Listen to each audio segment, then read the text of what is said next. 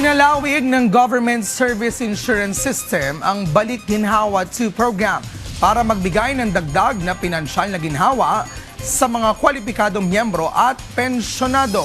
Ayon kay GSIS Senior Vice President at Head of the Membership Group na si Attorney Joseph Philip Andres, maaring makatanggap ang mga kwalipikado ng refund na katumbas ng hanggang 6 na buwan ng kanilang mga eligible loan amortization. Dagdag pa niya, naglunsad ng GSIS sa mga bagong solar energy at e-mobility loans bilang karagdagang programa na nagalayong tulungan ang mga miyembro sa paggamit ng mas malinis at mas abot kayang mga pagkukunan ng enerhiya. Maaari mag-apply ang mga kwalipikadong miyembro mula July 1 hanggang October 31 sa pamamagitan ng GSIS Touch Mobile App.